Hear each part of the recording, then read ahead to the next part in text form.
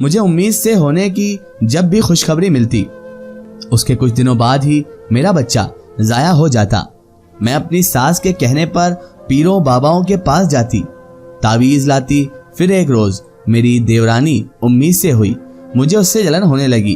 میں ساس سے چھپ کر ایک بابا صاحب سے حمل ضائع کرنے کا تعویذ لائی اور دودھ میں ملا کے جو ہی دیورانی کے کمرے کے دروازے پر آئی، اپنی دیورانی کی آوازوں پر ہاتھ سے گلاس چھوٹ گیا، کیونکہ میری دیورانی میرے متعلق جو بات کر رہی تھی وہ میرے پیروں تلے زمین کھنچ گئی تھی۔ میں لاہور کی رہنے والی تھی۔ میری ایک چھوٹی بہن تھی جو مجھ سے 4 سال چھوٹی تھی۔ گھر میں والدہ تھی، والد کچھ برس پہلے ہی چل بسے تھے۔ میری چھوٹی بہن 9ویں جماعت میں تھی اور میں یونیورسٹی میں زیر تعلیم تھی۔ میری چھوٹی بہن کا نام نازیہ تھا اور میرا شبانہ۔ میں پڑھائی میں کافی ہوشیار تھی۔ کچھ عرصہ گزرا، گھر کے حالات تنگ ہونے لگے تھے تو میں نے ایک پرائیویٹ اسکول میں جاب شروع کر دی۔ چونکہ میں بہت حسین تھی اور خوش مزاج تھی، اسی لیے لڑکوں کے علاوہ لڑکیوں کی نظریں بھی ہمیشہ مجھ پر ہی ٹکی رہتی تھی، اپنے لیے ستائش دیکھتی رہتی تھی۔ میں جس اسکول میں نوکری کرتی تھی وہاں ایک میڈ تھی جو چائے وغیرہ سرو کرنا اور ٹیچرز کے باقی کاموں میں مدد کرتی تھی۔ ایک روز میں نے اس سے چائے منگوائی، اسٹاف روم خالی تھا، وہ چائے لے کر آئی اور وہیں کھڑی ہو گئی۔ میں نے اسے سوالیہ نظروں سے دیکھا تو وہ مسکرا کر بولی، آپ بہت خوبصورت ہیں۔ میں اس کی تعریف پر ہلکا سا مسکرائی اور شکریہ ادا کیا۔ اس نے مجھ سے پوچھا، کیا میں آپ کے ساتھ بیٹھ سکتی ہوں؟ یوں تو ٹیچرز کو کسی کو ساتھ بٹھانے کی اجازت نہ تھی، پر اس وقت کوئی نہیں تھا وہاں پر، تو میں نے اجازت دے دی۔ وہ مجھ سے میرے متعلق مختلف سوال پوچھتی رہی اور میں مسکرا کر جواب دیتی رہی۔ پھر جب اسٹاف روم میں دوسری ٹیچرز آنے لگی تو وہ اٹھ گئی۔ اس کے بعد بھی وہ اکثر مجھ سے بات کرتی۔ اس نے باتوں ہی باتوں میں مجھ سے میرے رشتے کے متعلق پوچھا۔ میں نے مسکرا کر منع کر دیا کہ ابھی میں شادی کا ارادہ نہیں رکھتی۔ وہ دوبارہ مجھ سے کچھ نہ بولی۔ کچھ دن گزرنے کے بعد شام کا وقت تھا۔ میری امی کی طبیعت کچھ بہتر ہوئی تھی۔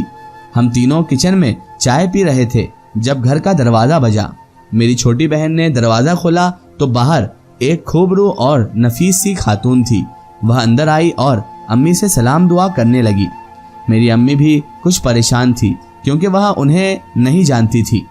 پھر انہوں نے میری امی کو پریشانی سمجھنے کے بعد اپنی آمد کے مقصد سے آگاہ کیا۔ وہ یہاں میرے رشتے کے حوالے سے آئی تھی۔ میں فوراً اندر چلی گئی۔ میرا دل الگ ہی دھڑک رہا تھا۔ دل کی کیفیت عجیب سی ہو گئی تھی۔ سمجھ نہیں آ رہا تھا یہ سب ایک دم سے کیا ہو رہا ہے۔ میرا پہلا رشتہ تھا جو آیا تھا۔ میری بہن کمرے میں آئی اور مجھ سے کہا کہ امی باہر چائے لے کر آنے کا کہہ رہی ہیں۔ میں عجیب و غریب خدشات کا شکار ہوتی چائے بنانے لگی تو میری بہن خوشی سے مجھے بتانے لگی کہ باہر وہ عورت ایک بڑی گاڑی میں آئی ہے اور ساتھ ڈرائیور بھی ہے۔ میں بہت حیران ہوئی کہ بھلا کوئی میرا انجان عورت میرے متعلق کیوں بات کرنے آئی ہے، وہ بھی میرا رشتہ لے کر، وہ بھی اتنی امیر عورت۔ مجھے کچھ سمجھ میں نہیں آ رہا تھا۔ اور مجھے کیسے جانتی ہے وہ عورت؟ اپنے دل میں اٹھتے ہوئے سوالات کو دباتے ہوئے میں چائے کی ٹرے لیے باہر آئی۔ وہ عورت جتنی امیر تھی اس کے اندر اتنی ہی شرافت بھی تھی۔ اس کے انداز اور خلوص میں بالکل غرور نہیں تھا۔ وہ ہمارے چھوٹے سے کچن میں ہی بہت خوشی سے بیٹھی ہوئی تھی۔ میری امی نے مجھے پاس بیٹھنے کا اشارہ کیا۔ میں سر جھکائے بیٹھ گئی۔ وہ عورت مجھ سے مختلف سوال کرنے لگی، پھر میری تعریف کی۔ اس کے بعد امی نے مجھے اندر بھیج دیا۔ اندر آ کر میں بے چینی سے ٹہلنے لگی۔ کچھ بھی سمجھ نہیں آ رہا تھا۔ کچھ دیر بعد دروازہ کھل کر بند ہونے کی آواز آئی تو میں فوراً باہر نکلی۔ وہ خاتون اب جا چکی تھی اور امی بہت خوش نظر آ رہی تھی۔ امی یہ کون تھی اور کیوں آئی تھی؟ میں نے پریشانی سے پوچھا۔ تمہارے رشتے کے لیے آئی تھی۔ دیکھنے میں اور اخلاق سے بہت بھلی لگ رہی تھی۔ مجھے یقین تھا اللہ پر کہ وہ ایسے ہی بنا کسی پریشانی کے میری بیٹیوں کے لیے بہترین رشتے لگوائے گا۔ وہ تمانیت سے شکر کرتی بولی، پر امی آپ ایسے کیسے کہہ سکتی ہیں؟ ہم تو انہیں جانتے بھی نہیں ہیں۔ مجھے امی کی باتیں سن کر مزید پریشانی ہوئی۔ تمہارے اسکول میں جو میڈ ہے نا، جو بائی ہے، وہ ان کے گھر کام کرتی ہے۔ اس نے تمہارے متعلق انہیں بتایا، تمہاری تصویر دکھائی، تم پسند آئی، اس لیے وہ یہاں پر آئی۔ اپنے پکوان سینٹر ہیں، ماشاءاللہ سے صرف 2 بیٹے ہیں اور گھر بھی اپنا ذاتی ہے۔ अम्मा खुशी से बता रही थी, जबकि मैं ये सोच रही थी कि उस मेड के पास मेरी तस्वीर कहाँ से आ गई। शायद किसी फंक्शन में खींची होगी।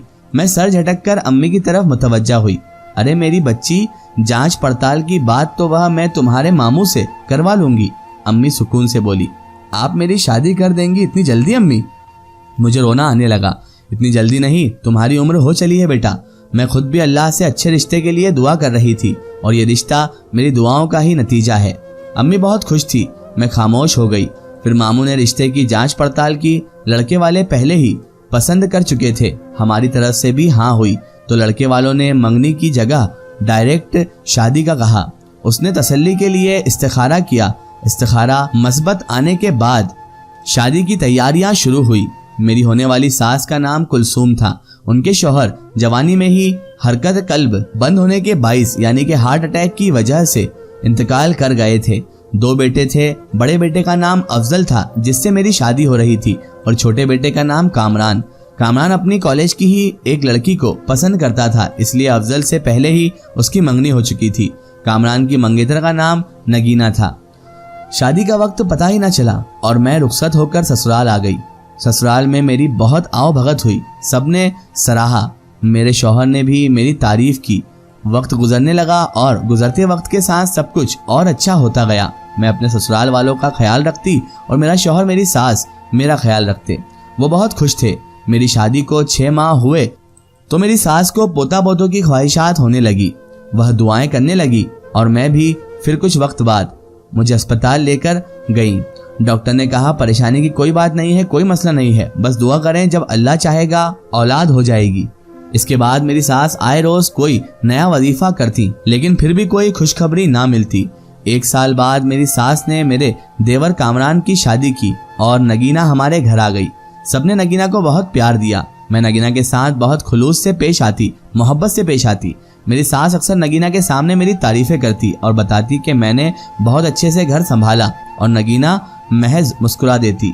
वक्त गुजरता गया। मेरी सास ने नगीना को अपनी ख्वाहिश का बताया, साथ अफसोस जाहिर किया कि मेरी तरफ से कोई खुशखबरी नहीं मिल रही है और खुशखबरी मिलती भी है तो जाया हो जाती है। नगीना ने उनको एक पीर साहब का बताया कि उनके हाथों में बड़ी करामत है, उनके पास जाने से मुरादें पूरी होती है। मुझे नगीना की बात एक आंख ना भाई।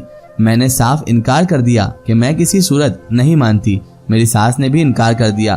फिर कुछ ही दिनों बाद मेरी तबीयत खराब होने लगी। डॉक्टर को बताया तो मालूम हुआ कि मैं उम्मीद से हूँ। मेरी सास और शौहर बहुत खुश हुए। मुझे फूलों पर उठाना बाकी न रहा। मेरी छोटी छोटी जरूरतों का भी ख्याल रखते। नगीना भी खामोशी मुस्कुराती रहती, लेकिन ये खुशी ज्यादा वक्त ना रही। 1 हफ्ता गुजरने के बाद मेरी तबीयत अचानक खराब हो गई। डॉक्टर के पास गए तो मालूम हुआ मेरा हमल जाया हो चुका है। इसका एक स्टोरी हम देखेंगे इसके अगले पार्ट में।